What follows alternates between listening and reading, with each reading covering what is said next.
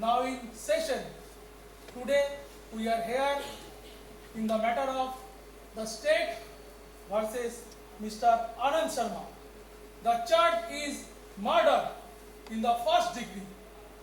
Prosecution in proceed. Your Honor, and the members of the jury, the case is simple. Anand Sharma killed his best friend Vinay Pal in a fit of rage and jealousy. His fingerprints were found on the murder weapon.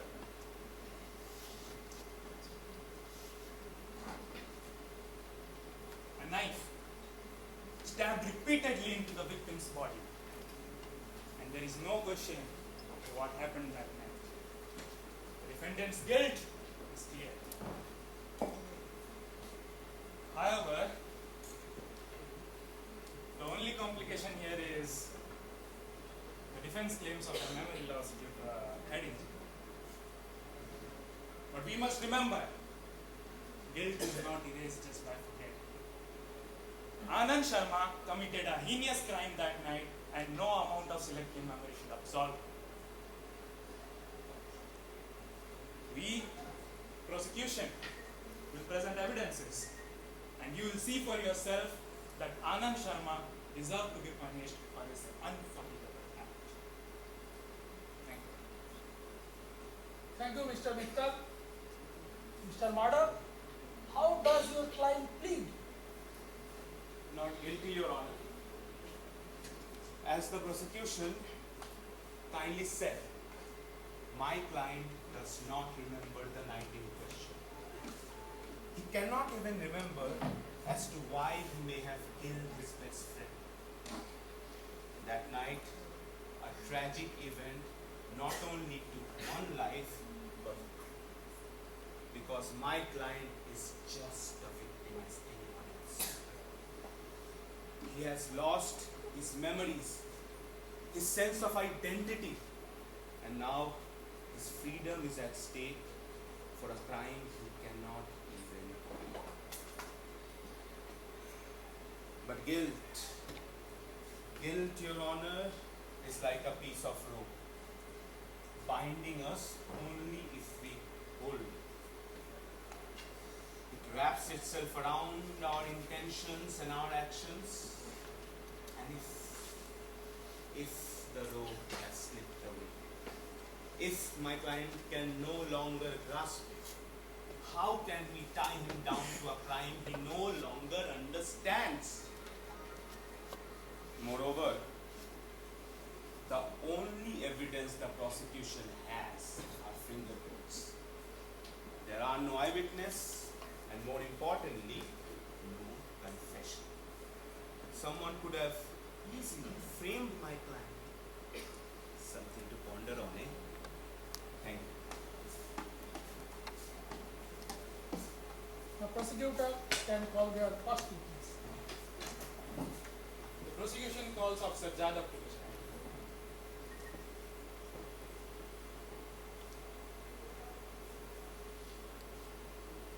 So, Sir Jadhav, do you swear to tell the truth, the whole truth, and nothing but the truth? So help you God? I do. Officer Jadhav, you are the first officer on the scene of Vinay Pal's murder. Is that correct? Yes, sir. I was dispatched to the scene at approximately 11:30 p.m. We found Mr. Pal's body in the living room of Mr. Sharma's home, and he had been stabbed multiple times. And what did you find that linked Anand Sharma to the crime? Well, we found the murder weapon, a kitchen knife. It was on the floor near the body, and Mr. Sharma's fingerprints were all over it. Were there any signs of struggle at the time? Yes, the room was in total disarray. It was clear that fight had taken place. Also, there is a glass bottle on the floor and the traces of blood on it. And where was Anand Sharma when you arrived? He was lying unconsciously on the floor near the glass bottle, which has been used to hit him on the head by the victim. We had to call for medical assistance, and he was sent to the hospital immediately. So, to be clear, fingerprints on this knife belongs to Anand Sharma? Yes, there is no doubt about that. And the fingerprints on this glass bottle belongs to the victim? Yes, correct. Officer, did your investigation find any particular reason to why Anand Sharma may have allegedly killed him? Yes.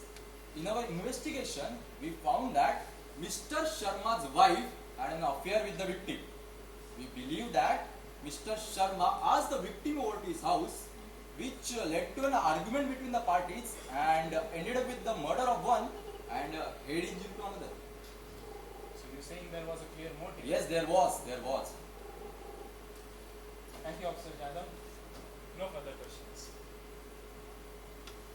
Mr. Madhav, you may cross-question the witness now. Officer Jadhav, were there any eyewitness to the crime? No one saw what happened. So, to be clear, then the only piece of evidence linking my client to the murder are the fingerprints on the knife. Yes, that's correct. And those fingerprints could have been left at any time before the murder, couldn't they? After all, the knife belonged to my client's own kitchen. I suppose that's possible, but There is no exact way to prove when those fingerprints were left, is there? No. Officer Jadhav, I believe you have seen my client's criminal history. Is there anything of note? No, sir. Not even a speeding ticket. So, one may call my client a model citizen, right? One may. To argue the- Officer, have you investigated anyone else for the murder of the victim and the corresponding head injury of my client? No, sir. That's not needed. May I ask why? Well, the fingerprint evidence was pretty clear. The knife was held by the Mr. Sharma and the glass bottle was by the victim. The knife and glass bottle, both of which belong to my client's house, a house repeatedly visited by the victim. So, as per your testimony, you haven't investigated someone like my client's wife, who had both motive and opportunity to not only murder the victim but also harm my client. She could have easily framed him for the murder. Two birds, one stone, as they say. Could she not? Objection, Your Honor. Calls for speculations. Sustained. Sometimes a bit of speculation is necessary to solve a crime, don't you think? No further questions, Your Honor. The witness is excused. Defense can call their first witness. The defense calls Dr. Roy to the stand.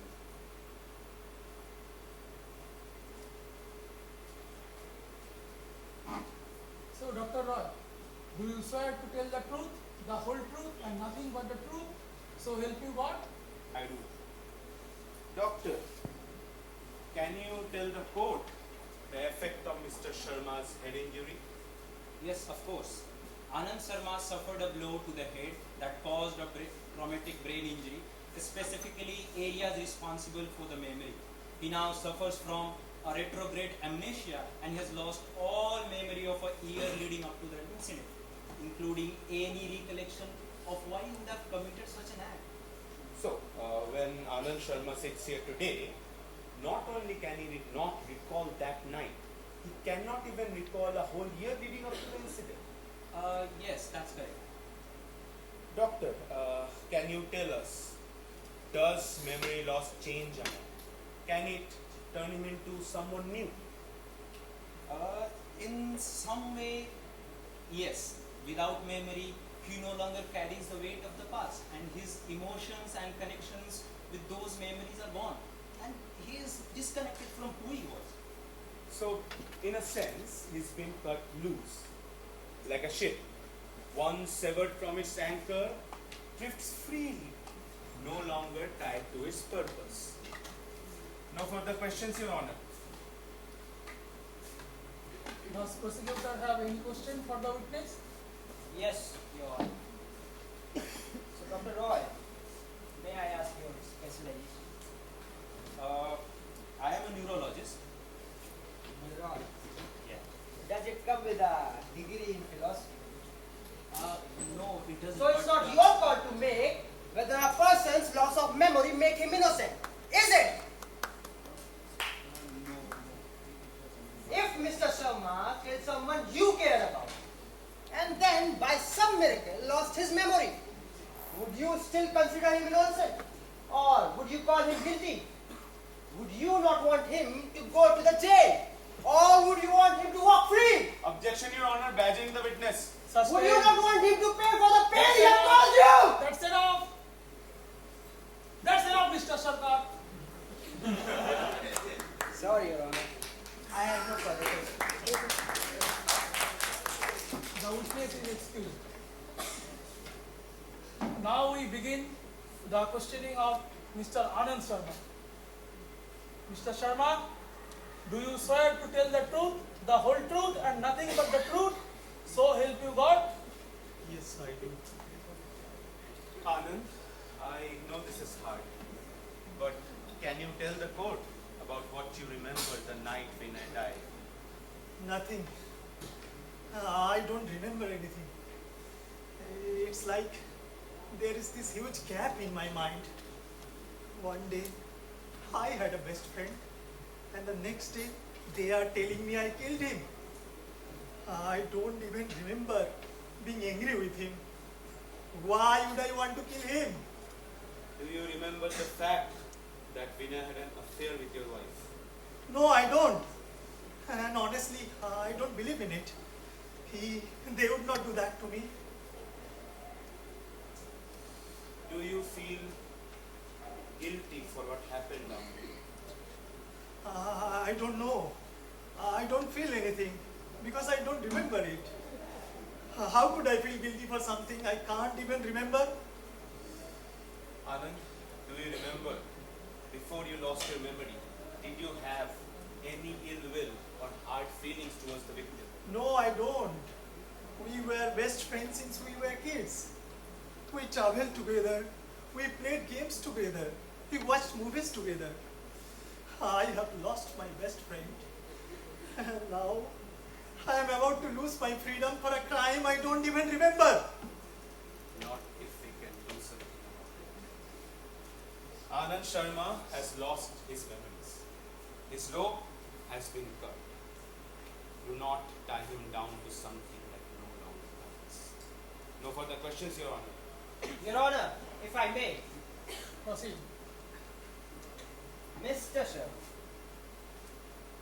I understand that you don't remember much of the night in question. But say, hypothetically, if Vinay Pal were alive and you found out he betrayed you, slept with your wife, how would you feel? I would be hurt. Hurt? Angry? Furious, perhaps? Maybe, but Wouldn't you want to confront him? Maybe even hurt him? Just for a second? no, I don't. I am not a killer. But you are, Mr. Anand! You are a killer. Memory loss does not erase the truth. The rope may seem invisible to you, but it's still there, binding you to your actions. You can't escape it by forgetting. I have no further questions, Your Honor.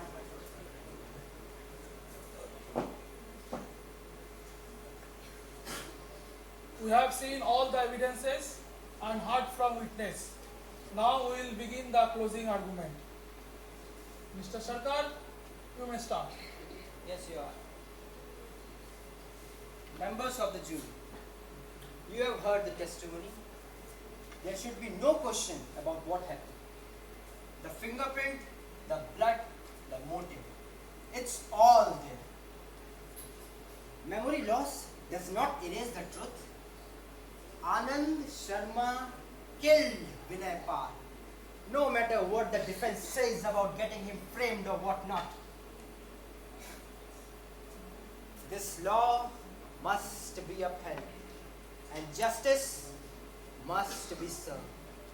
If we let this man walk free today, what kind of message are we sending? I have no further arguments. Thank you. Mr. Madhav. Your Honor, ladies and gentlemen, we have heard a lot about guilt today.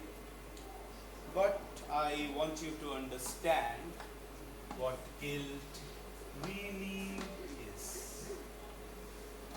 Guilt is like this rope, strong, binding, unforgiving. It holds us accountable when we remember our actions.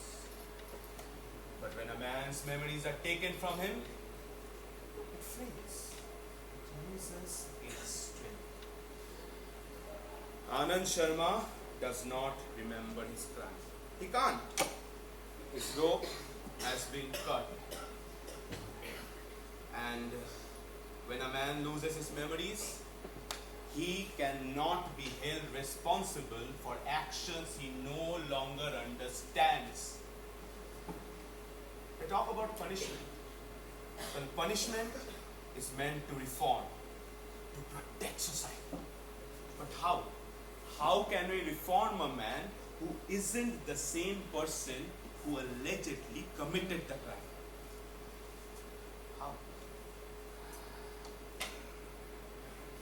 Do not tie him down with a rope that no longer binds. Thank you.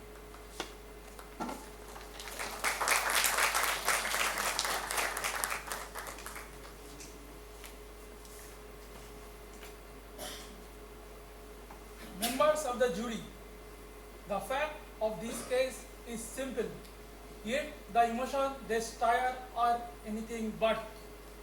A man is dead and the other stand accused. Prosecution argues that regardless of memory, a crime was committed and justice must be served. Defense argues that without memory, there can be no true guilt. It is up to you to decide, is Anand Sharma responsible for his action, even if he cannot remember them. Take all the evidence into your account and render your verdict accordingly.